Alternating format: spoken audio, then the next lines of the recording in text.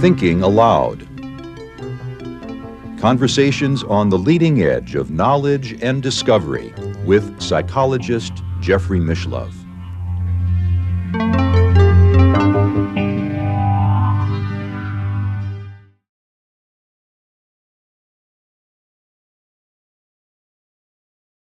Hello and welcome. I'm Jeffrey Mishlove. We'll be exploring the use of remote viewing for historical and archaeological research today, in particular the case of the Empress Himiko of Japan. With me is Joseph McMoneagle, who is the author of numerous books on remote viewing, including he is the co-author of ESP Wars, East and West, and he is the author of Remote Viewing Secrets, Mind Trek, The Ultimate Time Machine, and also the Stargate Chronicles, Memoirs of a Psychic Spy. Welcome, Joe. Good to be here, Joe.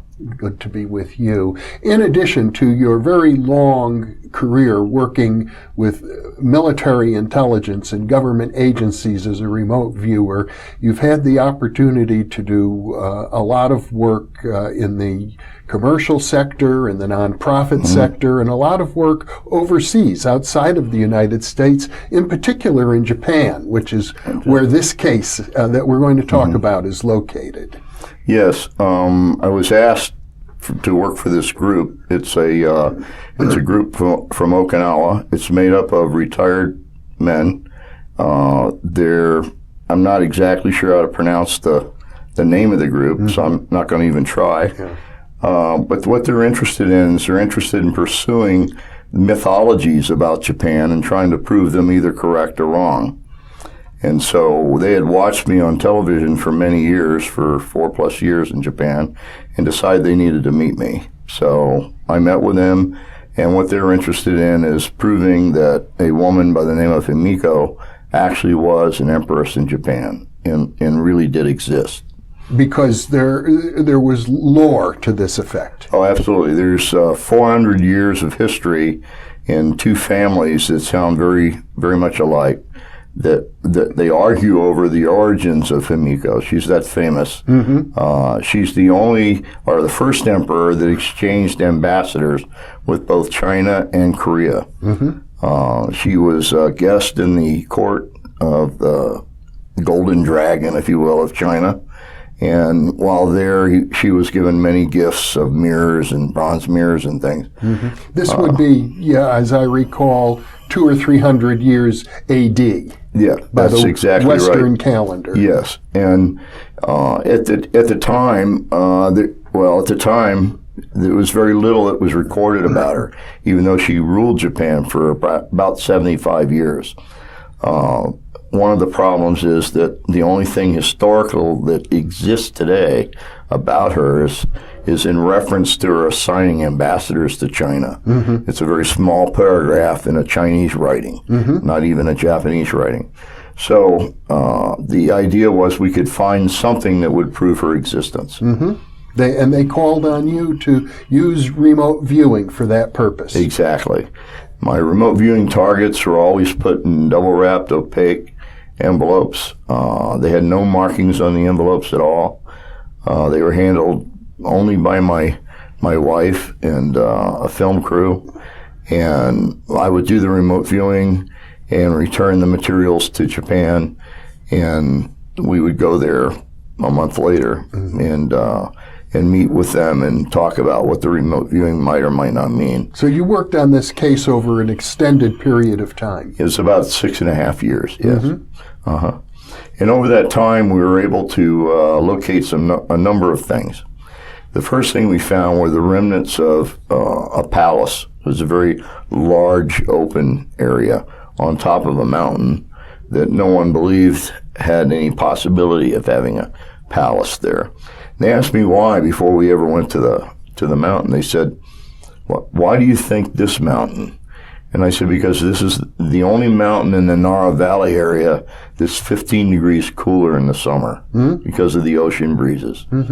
In fact, when we got to the top of that mountain, we found it to be about 15 to 20 degrees cooler. We also found remnants of what was evidently a very large building. And while we were looking at these things, my sponsor asked me, there has to be water. There are many horses and animals and people that lived on this mountain, if this was truly her place that she lived. And I see no evidence of water anywhere. It's the very top of the mountain. I said, follow me, and I took him through the jungles and wound up at a spring coming out of the side of a mountain cove. Actually looks like an entry to a cave. And there's a very large pond there, irregular shaped pond, with giant koi in it. And around the outside are some ancient stones with archaic writing on them. Now you said giant koi? Koi, that's a fish. It's actually a decorative fish. Like a carp or something? Yeah, it's like a carp, but it's very colorful. Only these were not the standard size koi. These were really, really big koi. I see. And they probably are descendants of the same people. Now you were actually on location. Yes, when we went to check out or prove out whether or not the remote viewing was correct. So you had done the remote viewing from a distance, I assume. From my dining room in Central Virginia, yes. So from Virginia to Japan, and you probably sketched out what this location was going to look like, and exactly tried to pinpoint it on a map. Well, I didn't use any maps. There were no maps. What I did is I drew the I believe it was the coastline, and put the mountains where they should be in my mind. And then by identifying other things around the mountains, they were able to isolate that as being the Nara Valley. So, in other words, they use their analytic faculties after they received drawings and other information from you. That's correct. They identified it and took you to that location. Yes. And then when you're at the location, they say, well, there has to be water, or this couldn't accommodate a whole castle. Exactly right. And you had the intuition to guide them to where the water would be found. I just knew what direction it was on. We were actually in a tower that overlooked the edge of the cliff, overlooking this mountaintop. And my sponsor said, there's got to be water here somewhere, but I don't see water anywhere. And that's when I took him through the jungle to the place on the mountain where it was concave. Now, and I suppose from a technical point of view, that's not quite remote viewing. It's more some sort of intuition. Yes, exactly. Well, remote viewing is what designates remote viewing is the protocol in which it's done. Yes. So you can do dowsing as a remote viewer. You can follow your intuition. There's a lot of different things you can do as long as it's in that primary protocol, which means double blind. Yeah. It's not a problem. So you identified a location. They found ruins of a large building there. That's correct. That were not known prior? That's exactly right. The second place we went, I think it was a year later, I located what I thought was her tomb. Not tomb. At the time, I thought it was her temple, because she was known to be a shaman prior to becoming the empress. So she had to have a temple. Now, how was she known to be a shaman? It's like a continuation of the mythology.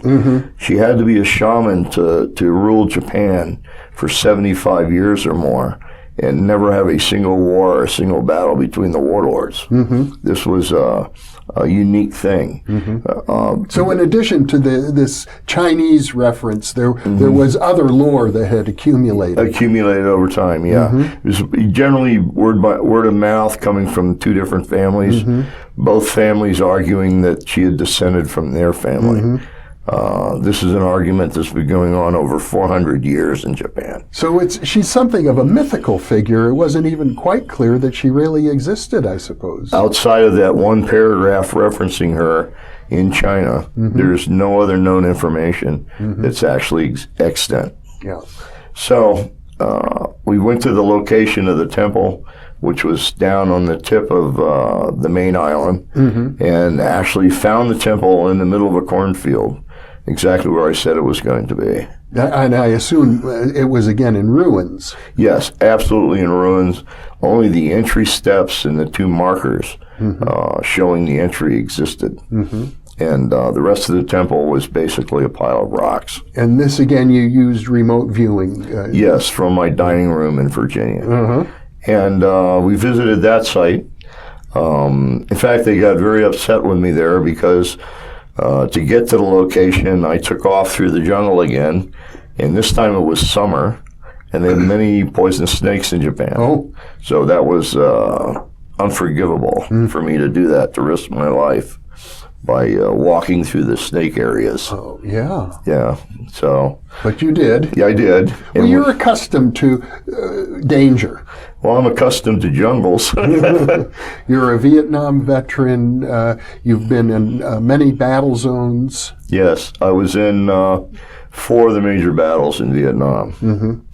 And I'm still here. Well, I'm under the impression, Joe, that the reason that you were originally selected to participate in the military intelligence remote viewing program is because at that time the people who were planning and designing the program thought that soldiers who had been able to survive as you had in very numerous dangerous situations might have a built-in sixth sense that Yeah, they looked at the job that was being done. If it was extremely dangerous, they would have a feel for how a person was either really, really lucky or not. Yeah. And they thought if they found people who appeared to be very lucky, they were probably talking to someone that was also very intuitive.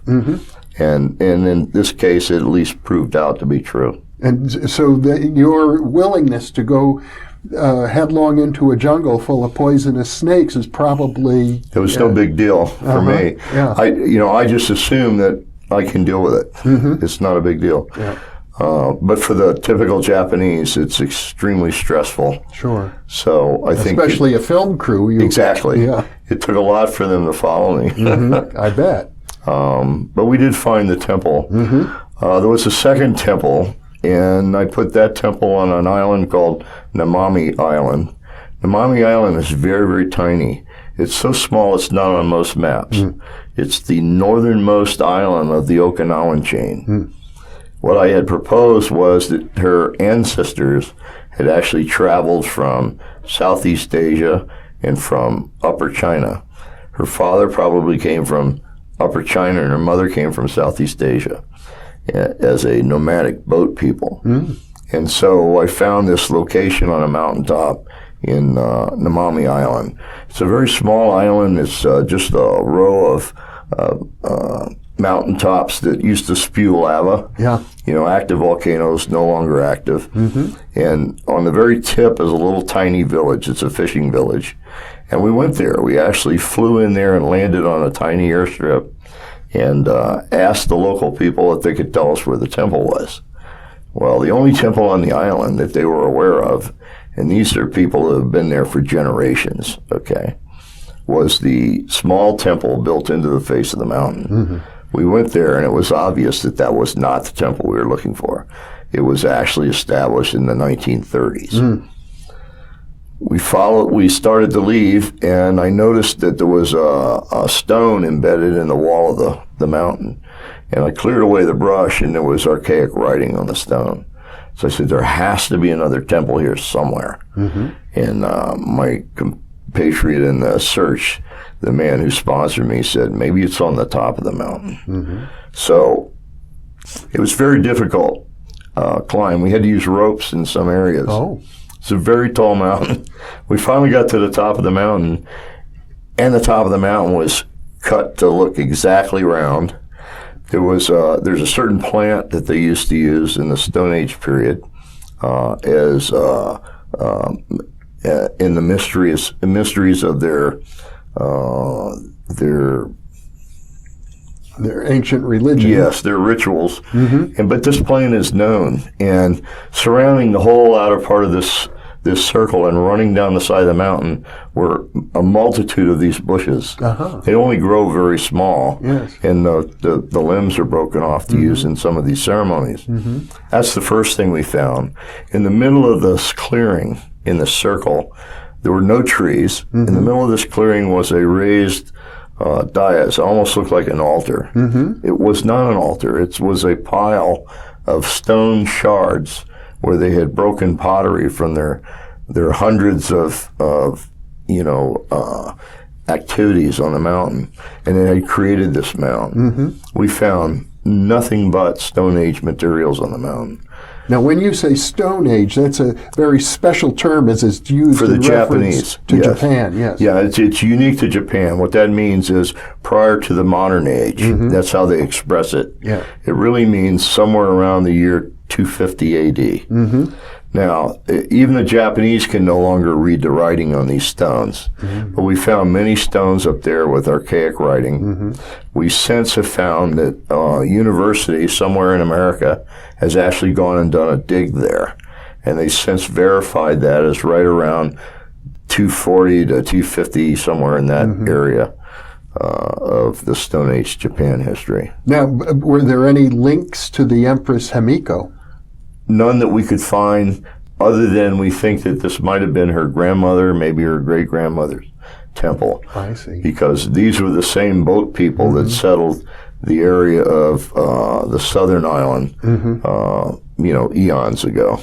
Well, the intriguing thing to me here is that it was your sponsor, a Japanese or Okinawan businessman, who said, let's go to the top of the mountain. It wasn't your own intuition or remote viewing. That's correct. And what's unique about this whole thing is this is a man who dislikes Americans. He doesn't like being around Americans. He had watched me on television finding people and had made a decision that he had to meet me. I was the first American that he had voluntarily met. I see. And he had a very fancy dinner for us. They leased the whole restaurant, and all of his compatriots were there, and my wife and I. And through the discussions during dinner, he asked me if I had any thoughts about why I knew so much about Japan. And I said, I don't know. Maybe I just got it out of books or something. He said, no, it's deeper than that. It's in your timing. It's in the way you carry on conversations. It's in your bearing. It's the way you react to things that other people say. He said, only the old samurai acted that way. So I have a theory, he said. I think you're probably an old samurai reborn again in an American body. And he asked me, what do you think about that? And I thought about it for maybe 30 minutes, maybe longer, while sipping sake, by the way. And the conclusion I finally gave him is I said, I think probably I'm doing penance. As a Westerner. Yes. He could accept that. Yes, and he just laughed the rest of the night. And you hit it off, but it sounds like he also had some native intuitive ability. I think so. This small group of men have taken on a multitude of mythologies about Japan and either proven them right or proven them wrong. I see. So they're very serious about this. This is not something that they would just invent a fact and throw it out there. They actually analyze the things that they find. It also says that when you're engaged in a project using remote viewing for historical and archaeological research, the whole team is important. Absolutely. There's a reason for that. Remember I said many times that all human beings are psychic. Yeah. So when you take two people and you put them together, and one's called a remote viewer and the other's called a monitor, if you are doing it double blind and properly, neither knows what the target is. Well, the reason for that is it's usually the monitor that ends up asking exactly the right question at exactly the right time to elicit the answer that you've been looking for. Well, the important thing, as I understand the story of this project concerning the Empress Himiko, is that you actually located a site that is believed to be her tomb. That's exactly right. And that's surprising to everybody in Japan because they actually have a person who's the keeper of the tombs. He works for the emperor, and he knows where all the royal families are buried. He knows where all the royal tombs are in Japan. And when we notified him that we had found another tomb, he did not believe us. And is this also one you identified from your home back in Virginia? Absolutely, absolutely.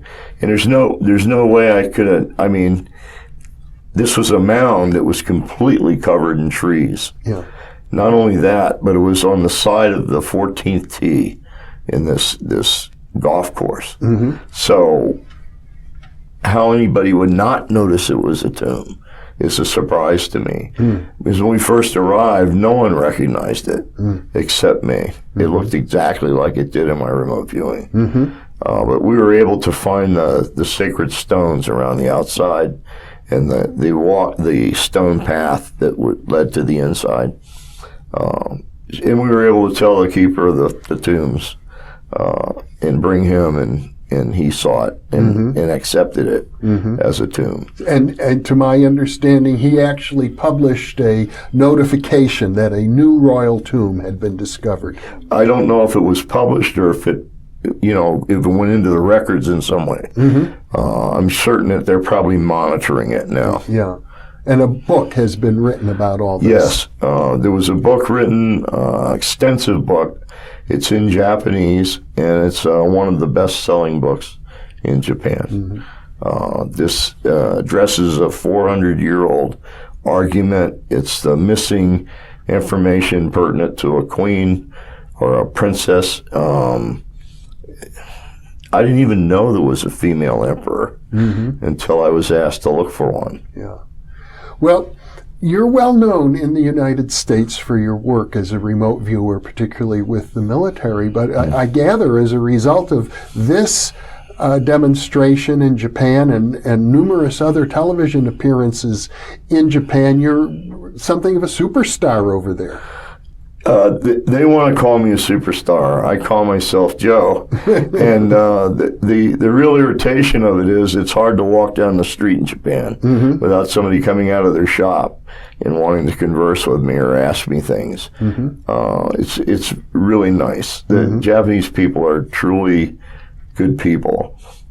They try not to notice you, but you can tell when they do, because their hands will come up to their mouth like this. They're trying to hide the fact that they're smiling. And on a crowded subway, you've seen subways, the way they have these subway packers. Yeah. People jamming. Well, in actuality, that's true. And in the rush hour in the morning, if you have your hands up, that's where they will remain for the entire trip. There's no room hands to down, that's exactly where they will remain.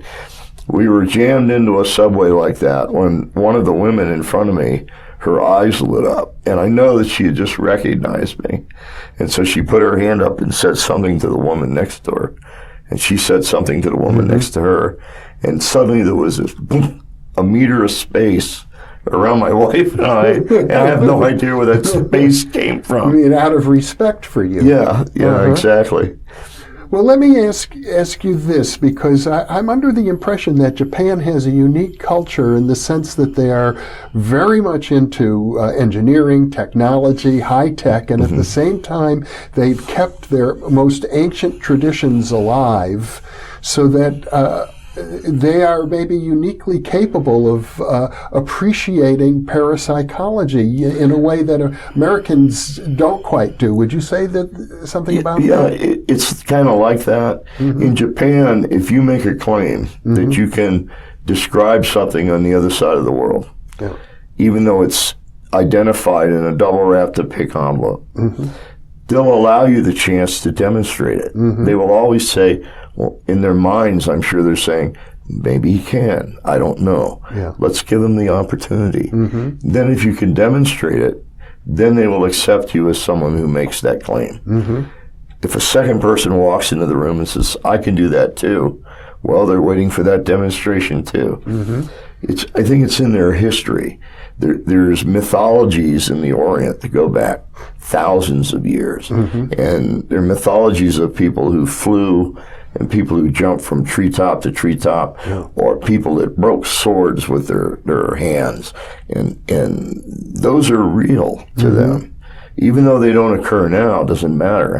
It's part of their oral history. And how would you compare that to the American response? The typical American response is, you're wasting your time, it's foolishness. I don't believe that for a second. If he did it right in front of me, I'd know there'd be a trick. That's the exact response. And yet you have been able to maintain a career for nearly 4 decades as a remote viewer. Yes, I have. So at least there's a minority of people in the United States who have an attitude similar to what you describe as the typical Japanese attitude. Well, it's almost like if they can see a value for it in addressing whatever the problems are in front of them, they will use it. Well, that sounds like pragmatism, which is an American philosophy. Exactly right. I've done work for geology people who, in order to know what the geology is under their feet, have to core sample it. Okay. The problem with that is, as soon as you core sample something, the value of the property goes up. Oh, okay. You see? Yeah. So buying a property without first knowing what's under it, that's pretty risky. No one else in the world can say they can tell you, except for a remote viewer. It's attestable. It makes sense to them. Exactly. And if you provide the information, and they look at it and adjudge it to be valid, and buy the property, and then core sample it, and it matches, that's all it takes. I see. From that point on, you have a job for life. Well, Joe McMoneagle, this has been a very interesting discussion of the practical applications of remote viewing. Thank you for being with me. Thank you for asking me. And thank you for being with us.